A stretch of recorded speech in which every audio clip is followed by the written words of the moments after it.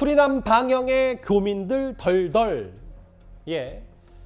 넷플릭스 드라마 오징어 게임의 주연 배우와 감독이 에미상을 거머쥐면서 다시 한번 K-드라마, 그러니까 한국 드라마에 대한 관심이 꽤 뜨겁습니다. 그리고 최근 개봉한 드라마가 있잖아요.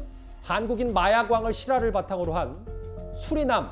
이 수리남도 공개된 지 5일 만에 전 세계 순위 3위를 차지할 정도로 인기를 얻고 있습니다. 그런데 수리남 정부의 반발이 하나 나왔습니다. 이 이야기는 전부 다 내가 직접 경험한 일들이다. 수리남엔 왜 돌아오셨습니까? 왜긴 왜요. 돈 벌러 왔지.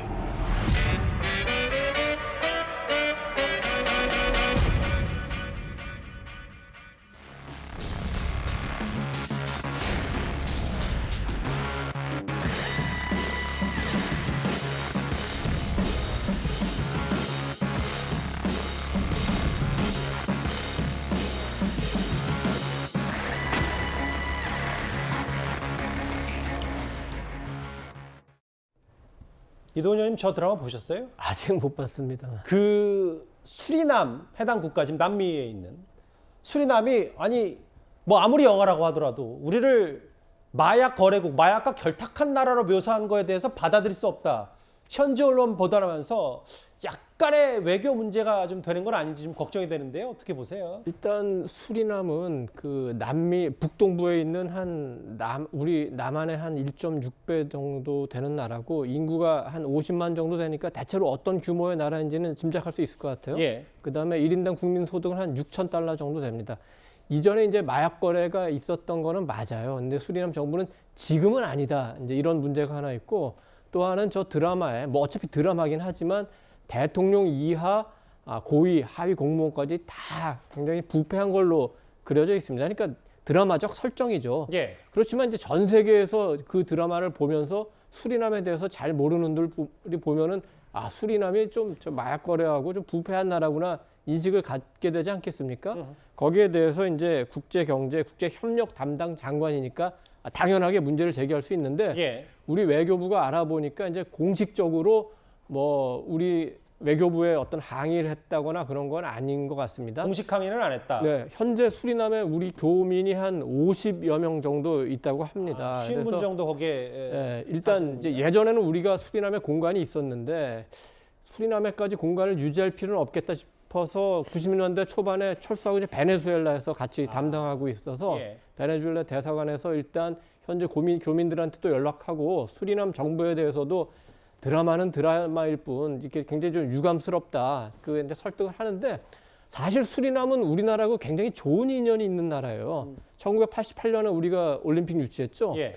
그때 당시에 미국의 맷 비욘디라고 세계적인 수영 영웅이 있었습니다. 예. 첫 게임 저병 결승전에서 그 맷 비욘디가 2위하고 1위한 그 선수가 바로 수리남 출신이었어요. 흑인으로서 올림픽 수영 금메달 첫 번째, 수리남 사람으로서 올림픽 금메달 첫 번째. 그러니까 굉장히 좋은 인연이죠. 그런데 고국의 올림픽 첫 금메달이 서울에서 나왔었거든요. 그렇습니다. 그래서 그 수리남의 진짜 국가적 영웅이 됐죠. 근데 이렇게 조금은 이제 안 좋은 인연으로 이렇게 논란이 됐는데, 우리 좀 외교부에서 노력을 해서 수리남 잘 설득하고, 이제 최근에 드라마도 경향이, 이제 얼마 전에 굉장히 히트한 그 탑건 매버릭도 보면은 예. 1984년에 나온 그 탑건 1편은 적국이 분명하게 그 설정돼 있어요. 중국이었습니다, 당시는. 근데 이번에는 상대국 조종사 얼굴까지 가려버려요. 그래서 서양인인지 동양인인지, 동양인도 중동인인지 중국인이나 뭐 다른 나라인지 그것도 모르게 만들고, 그 정도로 조심조심하면서 만들고 있기 때문에 알겠습니다. 예. 조금 그런 그 국제적인 추세는 우리 그 예술인들도 조금은 감안을 할 필요는 있을 것 같습니다. 이게 어느 정도까지 좀 얘기들이 많이 나왔냐면, 오늘 외교부 공식 브리핑에서도 이 얘기가 나왔습니다. 그 목소리 한번 듣고 오겠습니다. 수리남 정부의 항의 메시지가 우리 정부에 공식적으로 접수가 됐는지, 그리고 이에 대한 우리 정부의 입장도 좀 부탁드리겠습니다. 해당 넷플릭스 시리즈 방영 이후 수리남 정부의 우리 정부에 대한 입장 표명은 없었으며, 외교부는 수리남과의 우호 관계 유지를 위해 지속 노력 중입니다. 아직까지 공식 항의는 없었다, 수리남 정부에. 다만 지금 수리남에는 앞서 말씀하셨던 것처럼 우리 현지 공사가 없기 때문에 공간이 없기 때문에 주 베네수엘라 대사관에서 안전공지문까지 게재를 했다. 일단 제작사 측에서 넷플릭스나 혹은 그 윤종빈 감독이라고 수리남을 만든 이 제작사 측에서는 특별한 아직 입장은 없습니까? 예. 일단 넷플릭스 쪽에서는 지금 뭐 입장에 대해서 지금 반응을 지금 수집하고 있다 이런 거고, 윤종빈 감독은 이제 인터뷰를 했어요. 이거와 관련해서. 그런데 이제 이거를 이렇게 수리남이란 나라로 한 이유는 실제 사건을 모티브로 했기 때문에 수리남이 들어갔다라는 거예요.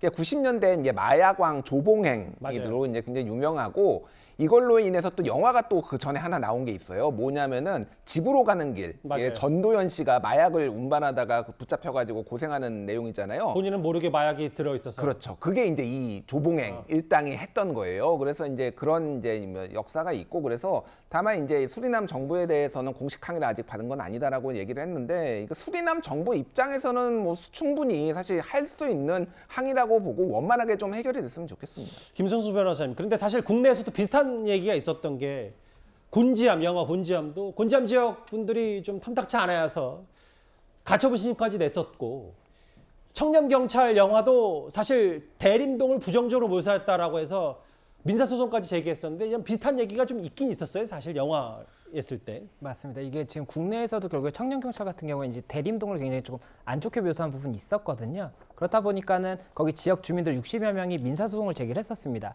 다만 이게 소송 결과는 결국은 좀 기각이 됐던 것으로 알고 있는데, 어쨌든 뭐 그렇게 다툼이 있었고, 이제 곤지암 같은 경우에는 이 포스터에 나온 병원 건물 소유자가 나타나면서 이 건물이 이 영화 때문에 굉장히 많은 타격을 입었다라고 하면서 상영금지 가처분 신청을 했었습니다. 예. 그리고 그 신청도 기각이 되긴 했었지만 여러 가지로 이렇게 계속 쟁점이 되었기 때문에 최근에는 이런 좀 제작을 함에 있어서 지명을 조금 부정적인 부분의 경우에는 그렇겠죠. 직접적으로 사용을 하지 않고 있는 그런 추세인 것으로 보입니다. 영화는 영화일 뿐이라고 하지만 다소 예민한 부분들이 많기 때문에 이 인기몰이를 하고 있는 드라마 수리남 여러 논란거리가 일단 초반부터 나왔습니다.